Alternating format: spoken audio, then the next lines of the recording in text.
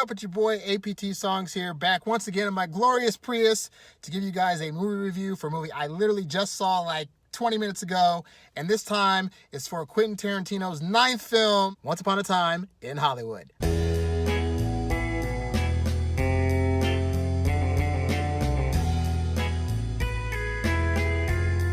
I'm gonna let you guys know what I thought about the movie, the good parts, the bad stuff, and of course, whether or not you should actually see this. All right, so this is Quentin Tarantino's 9th film in what is supposed to be his 10-film catalog. And it's an interesting choice of work to do because this one is set in the 60s, specifically around the time of the infamous Helter Skelter Charles Manson murders, which included the murder of rising actress Sharon Tate. So this movie and its characters, it revolves around that time frame. And it's important to note because there's a parallel story happening between the main characters of the movie, Leonardo's character and Brad Pitt's character, as well as Sharon Tate's character. So the basic plot line of the story is you have Leonardo DiCaprio's character, Rick Dalton, who's an elder statesman of the acting community. He did a TV show in the 50s, and now he's kind of like in his 40s, and he's starting to be on the decline, whereby he's getting a lot of roles being the villain on these various shows, but he's not really getting like any mainstay shows that keep him beyond just one episode.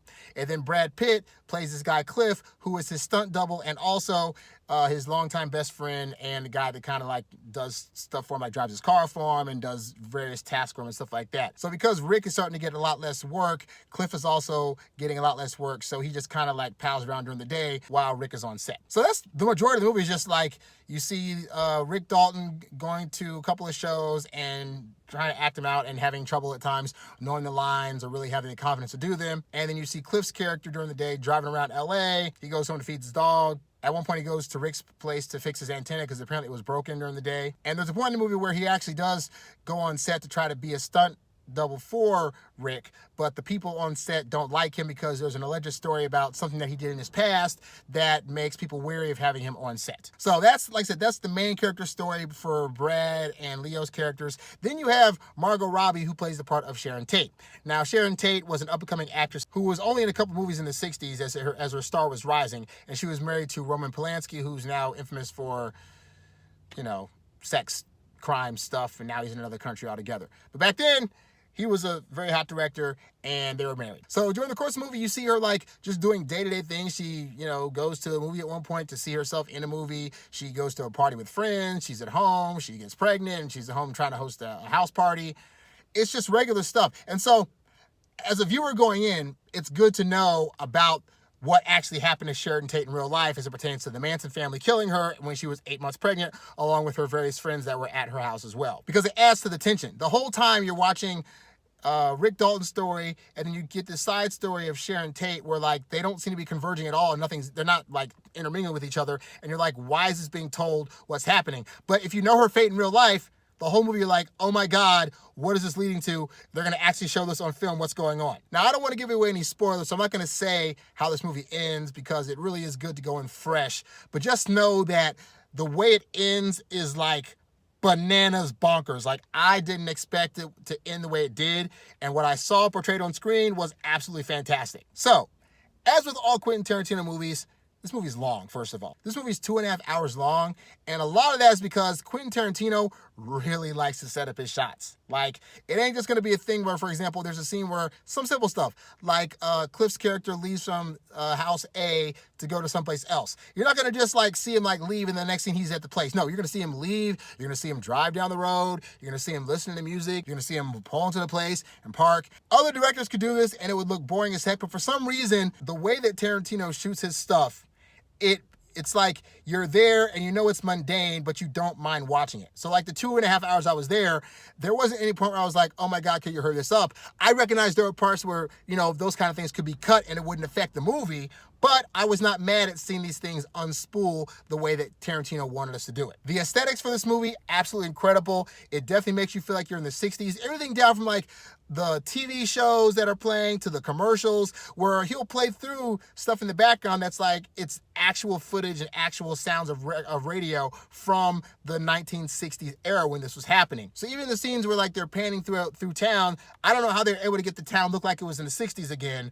but bravo. I don't know if it was CGI or if they had to like put up all that stuff, but at no time do you feel like they shot this in the current era. You really feel like this was actually shot in the 60s in terms of like the feel of the town, the way that all the cars look, the way the people are dressed. Everything aesthetically is absolutely great. Leonardo DiCaprio, of course, can't complain. He does an absolutely great job in the role of a down and out actor who can tell that his best days are behind him. I mean, he really digs into the feeling tone of what an older actor probably feels like as he sees his career on the decline and sees all these new up and comers coming into the Hollywood business. And Leo's always been great to be able to tap into those emotions. Everything from like, you know, his constant smoking to the way that his character's dialect is in terms of, you know, him having a stuttering problem. And then the montages of him when you see him in like these previous shows and movies, it's just hilarious to see them like plug Leo into these long time, well-known various shows and movies. It's pretty funny. And of course you have Brad Pitt, who's just, you know, laid back, calm, cool, charismatic, but really does a good job at portraying his best friend and just kind of knowing how to make that character his own. And of course, since this is taking place around the time of the Sharon Tate murders, you do have the various characters that were involved in that. You have a cameo by Charles Manson and the various girls that were in his clique that, you know, were the ones that ultimately pulled out the murders and stuff like that. I thought the characters that played the Manson family were great as well. All the girls had that 60s hippie type aesthetic to them, down to like the armpit hair and the short shorts and the colorful shirts and stuff like that. And then they still had that demeanor about them. It was like they can't be completely trusted. And I don't trust him at all. Oh my God, and the cameos in this. There are so many great cameos, including the late, great Luke Perry has a scene. There's a couple of shots of some other actors I'm not too familiar with in terms of their names, but I could definitely tell when I saw them, I was like, oh my God, I've seen that person before. And of course, it wouldn't be a Quentin Tarantino film without seeing a cameo by a specific certain actor. I'm not gonna give it away, but when I went into the movie theater, I thought, will this person show up in this movie in some way or form or fashion?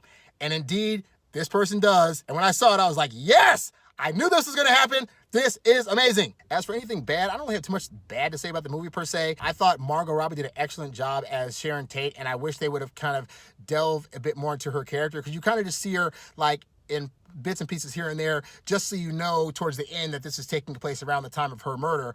But it's like, I would have loved to see more of her, kind of more into her daily life, maybe get a chance to see her interact with some of the other characters more so than she did in this movie. Also, I would say there's not a whole lot of violence in this movie, but the violence that there is, it's funny, it's Quentin Tarantino-ish, but it also comes off as very, very cartoony, and I guess that's what they were probably trying to go for, but I thought they could have probably done a better job at making it look a bit more serious. It's still great to enjoy, don't get me wrong, but it just could have been a little bit more serious. So, in terms of if you should see this movie, if you are a fan of Tarantino, by far and wide, you're going to absolutely love this movie. If you think he's a director that can be a little bit wordy at times, or, you know, spend too much time on certain shots that are pointless, I'd say you'd probably still enjoy it, but probably less so. But of Quentin Tarantino's movies that I've seen, this is one of the more enjoyable ones that I personally liked. I liked that there was a lot of time spent with characters. I liked that there was a lot of time just spent watching the characters interact with each other and going about their day-to-day lives, all the while knowing that something bigger is going to be coming towards the end. And when that ending comes, whoo! That payoff is absolutely incredible, and it was worth me sitting through 2 hours and 20 minutes to get to the last part of this movie. The way that it ends, the way it connects to other things that happen in the film, it's absolutely great. I say go see this movie. It's a great time. It's definitely more adult in nature than some of the other films that have come out this past summer. So if you're looking for like kiddie-friendly whatever, or, you know, feel-good movie or whatever like that, this is not that movie, but you will definitely have a good time overall. So that's all I got to say about the movie. For more of these movie reviews, check out my channel, youtube.com/APTsongs. And if you have a movie that you'd like to see me review, then definitely write in the comments below what that is, and if I get a chance to see it, I'll review it. I'm APT Songs, and I'll check you guys later. I'm out. Peace.